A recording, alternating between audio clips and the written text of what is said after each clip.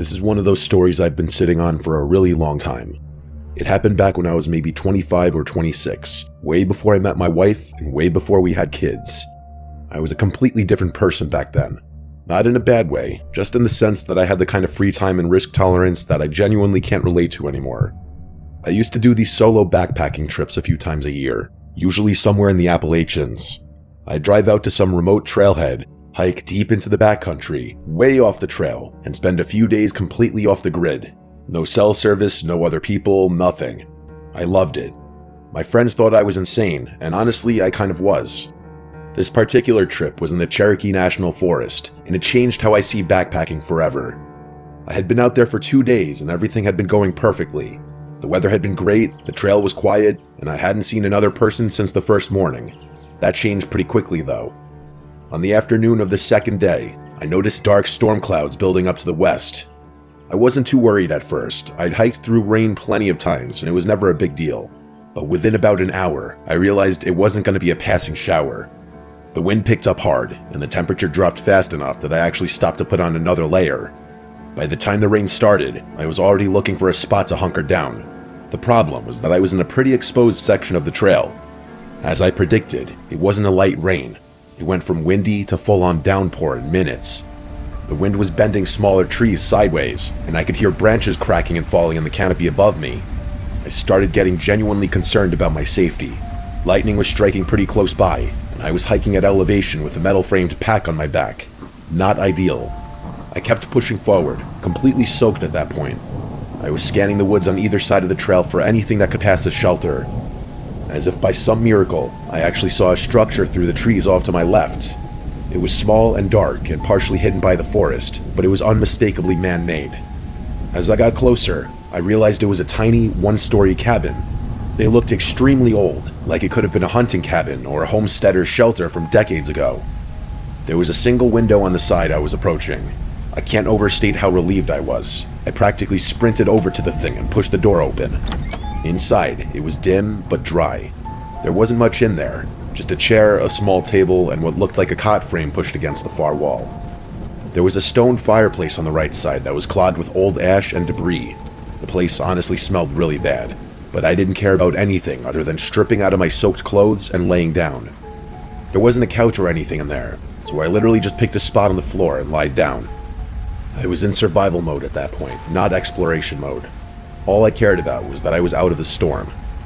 It wasn't until I'd been inside for maybe 10 or 15 minutes that I started actually looking around. With the storm raging outside, there wasn't much else to do besides flick on a flashlight and snoop, so that's exactly what I did. There was more stuff in that cabin than I had initially realized. For starters, there was a sleeping bag rolled up in the corner near the cot frame. It didn't look ancient like the rest of the place, which confused me. There were also a couple of cans and water jugs on the table, which made me think someone had been using the place as a base camp of sorts. Maybe another backpacker or a hunter.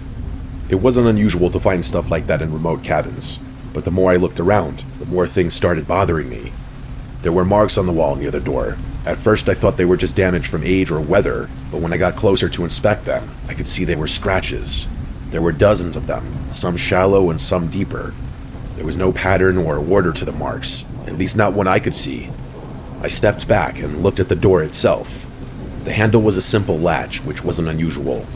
Despite the storm, I opened the door just to get a look at the mechanism. There was a metal bracket on the outside of the frame, which looked like it was designed to hold a padlock. The bracket was on the outside. There was no corresponding latch on the inside. That meant the door could only be locked from the outside. Things only got stranger. I shut the door and started looking around the cabin. The only thing I hadn't checked out yet was the window, so I walked over to it. The glass was still perfectly intact, which surprised me given the apparent age of the place. But then I noticed why. There were screws drilled into the window frame, one in each corner securing it shut. Those had also been driven in from outside, and around the edges of the frame on the inside, there were more scratches, deep ones. These were unmistakable. They honestly looked like someone had tried to pry the window open with their bare hands. All of it hit me at once. Someone had been kept in this cabin, trapped, as in kept against their will. I should have left right then, and I did consider that, but there was a good part of me that felt like whatever had gone on in that cabin was well in the past. Everything in the cabin looked really old. Even the sleeping bag, which did look on the newer side, admittedly, was rigid and dusty. Plus, the last thing I wanted to do was go back out in that storm again, so I stayed. I'm not sure how much time passed, maybe an hour, maybe more. The storm wasn't letting up at all. If anything, it had gotten worse. The rain on the roof was so loud that it was hard to hear much of anything else. That's probably why it took me so long to notice the other sound. I picked up on the scratching or scraping noises from outside, somewhere along the left wall of the cabin. At first, I thought it was a branch, but I couldn't remember if there had been branches low enough to even touch the exterior of the cabin. As I was thinking about it, I heard 2 heavy thumps on the porch. They honestly didn't sound like storm sounds. This time, I stood up. I did that thing where you freeze in place and try to focus by staring at a random spot on the wall. I was trying to listen, but if someone was moving out there, it would have been impossible to hear over the storm. I started getting paranoid that those sounds I heard were just a few of many, and that the rest had been drowned out by the rain. My eyes drifted over to the window. I couldn't bring myself to look through it. If someone really was out there, they'd probably be looking through it. I stayed in that position for what felt like forever. After a while, I started to relax a bit, thinking I'd just been hearing the storm, or at the very worst, an animal poking around the cabin. I was almost ready to forget about everything when I heard something that sent me over the edge. Pressure on the door, like someone was leaning their full weight against it from the other side. The wood creaked and the latch rattled once before the pressure released. My heart rate instantly shot back up, and that's when something clicked. Why would someone be outside in a storm like this, circling the cabin, tapping on the walls, without just coming in? The door wasn't locked, nothing was stopping them, and then I thought about what I'd found inside the cabin, and it occurred to me that maybe whoever was out there didn't want to come inside. Maybe they wanted me to stay inside. Maybe the whole point was to keep me in there. I don't know if that was the right conclusion or if my mind was just spiraling, but I decided I was leaving right then. I didn't care about the storm. I started moving things into my backpack as fast as I could. I had this sickening feeling that something really bad was about to happen, and I was right. The next few moments were a blur. I was maybe 30 seconds from walking out the door when I heard the sound of glass shattering behind me. I spun around just in time to see something come through the window, and that was all I could see before the whole room erupted in flames. The flames spread so fast that I couldn't even process what was happening. 1 second I was standing in a dark room, and the next second the walls were on fire. The heat hit me like a physical wall, and the door wouldn't budge. It was jammed from the outside. I slammed into it with all my might, and it gave. It collapsed off its hinges, and me with it. I scrambled to get back on my feet, and I just ran. I couldn't even see. I was just running wildly through the woods and rain, trying to put as much distance between myself and that cabin. But before I could get a safe distance away, I felt something tackle me from behind, and I was back on the ground. There was a person on top of me, and suddenly I was fighting for my life.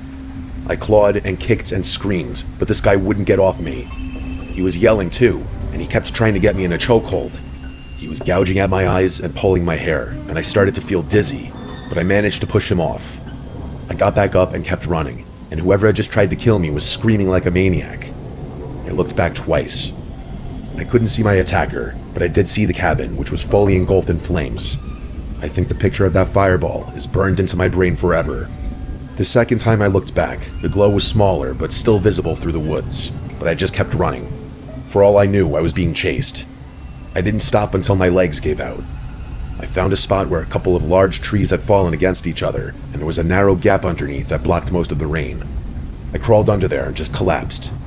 I couldn't feel my body. I don't know if it was the fire, the rain, or the attack. Maybe all three, but I was completely numb.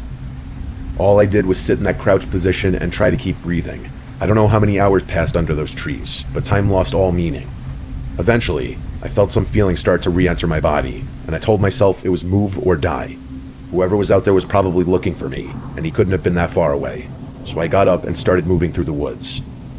I didn't know where the trail was, but I didn't really care. I honestly can't tell you how I survived that night, but I did. I stumbled onto a random trail and just followed it. I was soaked and probably bleeding from multiple places, but I just kept trudging on. Eventually, the rain subsided a bit, at least enough for me to figure out where I was. I made it to some random trailhead. By that point, the storm had passed. I don't remember too much after that. All I remember is that the first person I saw drove me to a hospital. I had second-degree burns on my left forearm and the back of my neck, and doctors told me I was lucky I hadn't inhaled more smoke than I did. None of it was permanent, but it hurt like hell for a long time afterwards. By the time I was healed and safe at home, I told myself I would never camp or hike alone again. Someone had intentionally set that cabin on fire to kill me, That's the only thing that makes any sense. It was pouring rain, a full-blown thunderstorm, and the roof was metal. There's no way a wooden structure goes up like that fast unless the wood had been treated with something beforehand. I gave the police everything, or as much as I could, but I could tell they weren't really going to do anything. And to be fair, I wasn't in a charted part of the woods, so it would have been silly to hound them. The only thing I don't understand is the timing of everything.